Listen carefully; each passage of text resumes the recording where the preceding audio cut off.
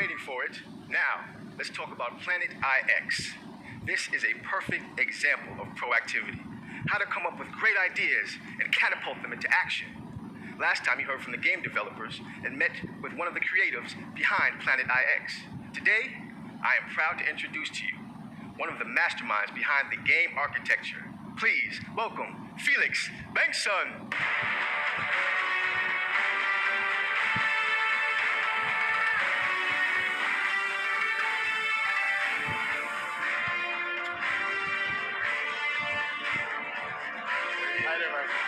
Hello, Felix. Oh, the fire.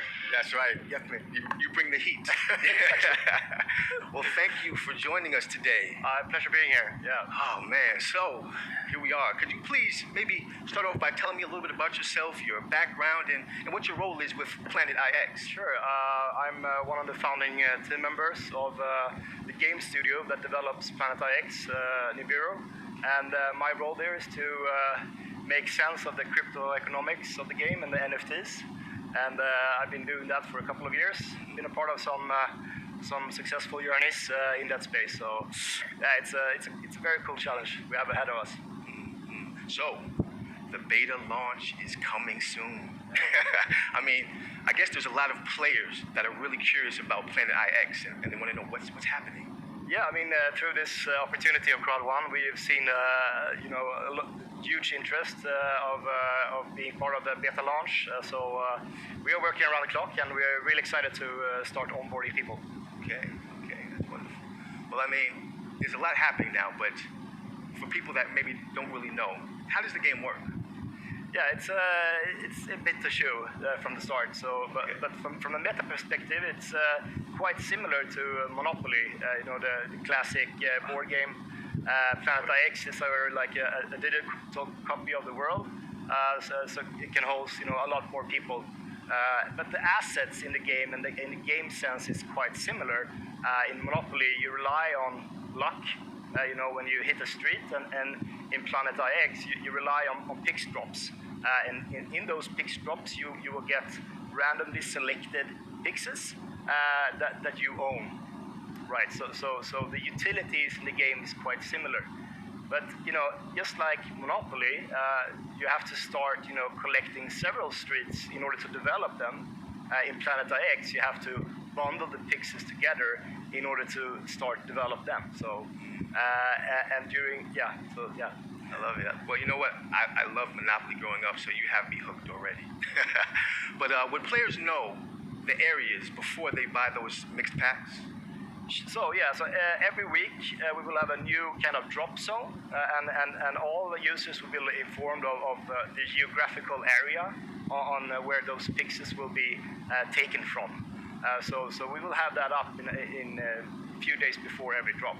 There's a limit to how many drops we will release during each week, but don't go crazy. There will be another drop just around the corner. Okay. It's good to know. So these mixed packs, are they all the same, or how are they comprised? Yeah, it depends on the quantity, but they are all the same in the sense that there's the picks comes from the different tiers, the legendary down to the outliers, and they are all evenly distributed. So in the beginning at least, the first 2 months we will start with opening up the game. And later on, we can maybe narrow down the packs drop, so it's only legendary, it's only outlier tiers that will be included in the packs. But from the game start, we will only focus on having the mix. Okay. It's good information for those that are following the game. So what should players basically do with these picks that they get in the packs? We're launching very soon, and I think it's very important to say that it's all about understanding the game. Our core product will be the marketplace, because that's the only way you can acquire picks from another user without getting it from random. But we're not launching that until the beta launch ends. So all the collectors of the picks has to try to familiarize with the game infrastructure, the front end and UX on the platform, and start making strategies on how they can trade up to collect more picks, in a more concentrated area. But I must ask, is trading happening already in beta phase? Not during the beta. We see this period of launch as a great opportunity to, as I said, educate our users with the game mechanics, the end goal, the strategies behind it, and also educate ourselves.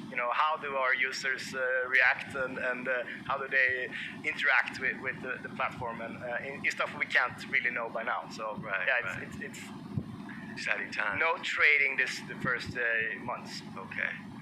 Take it nice and easy. Yeah. Well, talking about NFTs and all that, can you please explain a little bit more about how the game economy really works? Yeah, so there's been a huge boom in the NFT space the last 4 years, starting off with like static art pictures with a set scheme of characteristics and rarities, and game theory applied to that. And now we're seeing more of a evolvement to more game stylish. You can play to earn, or you can there's a lot of things happening, and especially the last year we've seen some good NBA Top Shot, huge companies standing behind a game like this. So there's a lot of movements in the market, and this kind of ecosystem unfolds new possibilities to have substantial income in ways we haven't seen before. Usually before you just play the game, and now we can start interacting, because NFTs are smart contracts. So you can derive and you can rotate, financial instruments basically through them. So it's a cool it's a cool space, and Planet IX. I mean, we thought about how can we help, or how can we evolve it. I mean, it's a huge opportunity for us to launch with Crowd One with the market, and I think we will unlock several 100,000 new players into the blockchain space. So the ecosystem is you have to come in and you have to learn about it, and we will take it slow because it's a mouthful. Right. Yeah. But to be honest, I mean, it actually sounds simpler than I thought it would, which is good, because I'm quite a novice when it comes to gaming.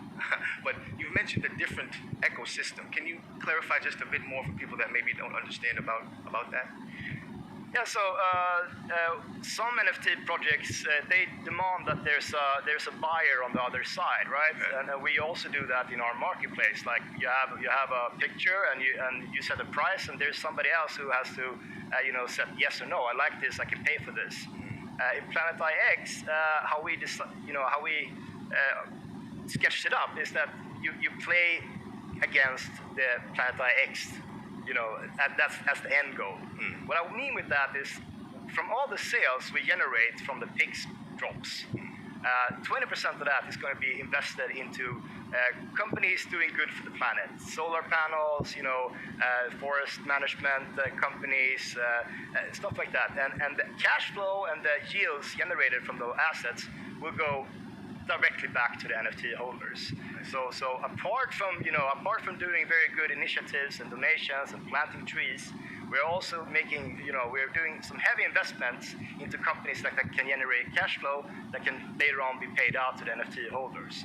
So in that sense, you're not dependent on the other. You're not dependent on not the opponent, but another user buying your art. Right. You're depending to play the game, and through that get some rewards.